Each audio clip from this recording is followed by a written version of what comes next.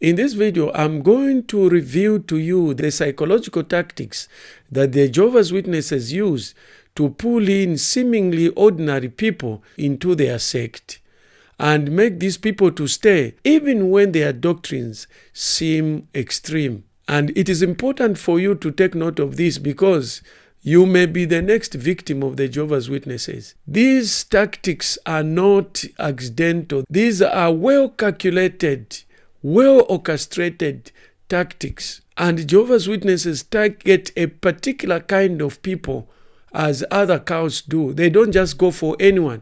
And in this video, I'm going to expose the Jehovah's Witnesses' psychological tactics that they use to recruit people. So back up as we dive into these tactics so that you are not the next victim of this sect. We peel back the layers of the Jehovah's Witnesses' recruitment strategies and reveal how they target your emotions, your fears, and your vulnerability so that you don't become the next victim or your close relative or loved one does not become the next victim of this cult. The first thing that they target is emotional vulnerability, that is targeting people in a crisis. Jehovah's Witnesses target people who are going through major transitions. For example, loss of a loved one, loss of employment. Because according to research, cults actually target those people who are going through such things because such kind of individuals are actually more vulnerable because they are looking for some sort of sense of meaning, sense of purpose, and sometimes even sense of belonging.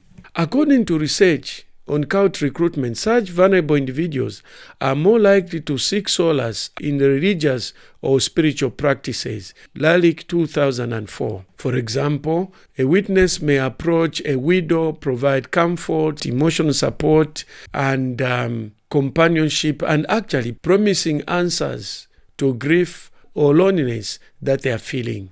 Many potential recruits are seeking answers to life's big questions or trying to fill a void after personal crisis.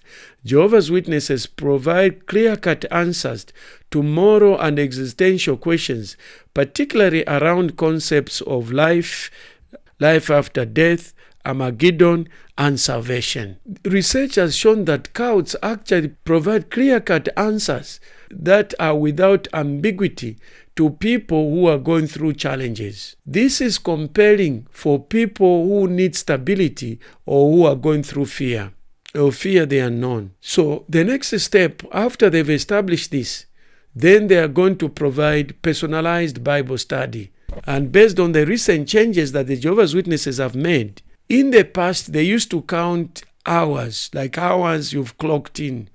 But I think they realized that hours themselves were just input, but they wanted some sort of outputs. They began to look at the impact of those hours, and therefore they shifted their attention to the number of Bible studies that one is having. This is an important strategy that the Jehovah's Witnesses are employing of late. The whole essence here is to achieve gradual indoctrination. So what is the first step? Jehovah's Witnesses do not rush new converts. They initiate a personal Bible study process which typically lasts for months or sometimes years leading up to baptism.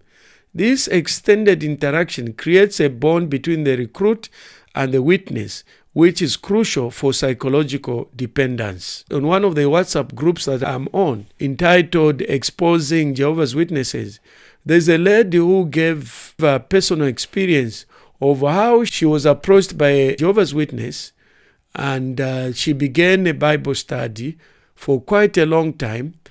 This woman became a mentor. She developed a bonding with her, and she went through the whole process, and she was about to get baptized. But because she refused to go ahead with the baptism, all of a sudden this woman became hostile. Actually cut off contact with this person all of a sudden. You have to understand that the niceness, the kindness that Jehovah's Witnesses show is because they are trying to win you. Because if they came in a rough way, in an unkind way, they wouldn't attract anyone. Somebody I know had an encounter with Jehovah's Witnesses who came to share the message of the kingdom with him. And as he began to speak, he started arguing with him, showing some scriptures which are contrary to Jehovah's Witnesses' beliefs. The man said he's never seen a Jehovah's Witness visibly upset and left, and he has never come back. Why? It's the motive. The Jehovah's Witnesses show on the outside that they are nice people, they are kind, they are loving. But that is just a deceptive strategy. I'm not saying everyone is like that. There may be some that are actually good and by nature they are liked, but a lot of them, that is a strategy that they use to be able to catch you. According to Rick Ross, 2007, cults use personal attention and extended one-on-one sessions to isolate and indoctrinate individuals gradually. For example, a recruit might initially start concepts like God's love or the promise of paradise, drawing them emotionally and preparing them for more controversial doctrines later. And then there's a subtle introduction of doctrine. As Bible study progresses, witnesses begin to introduce more exclusive and demanding aspects of their beliefs, rejecting blood transfusion, shunning, and the end of the world prophecy. The gradual nature of the indoctrination prevents cognitive dissonance and allows for emotional investments. Here is a psychological insight. People are less likely to question doctrines that are introduced slowly over time, especially when they have invested time and emotional energy in the process. Fasting 1957. If you are enjoying this video, like, subscribe, and hit that notice bell so that every time I produce a new video, you will be notified, and then you can choose when you can watch it. If you have any questions, clarifications, please don't forget to put them in the comment section below. If you disagree with me, you are a Jehovah's Witness, or you are a sympathizer of Jehovah's Witnesses, you can also express your views in the comment section below. Let's move on to the next psychological strategy Jehovah's Witnesses use to target their victims. The fear of the future and the power of Armageddon.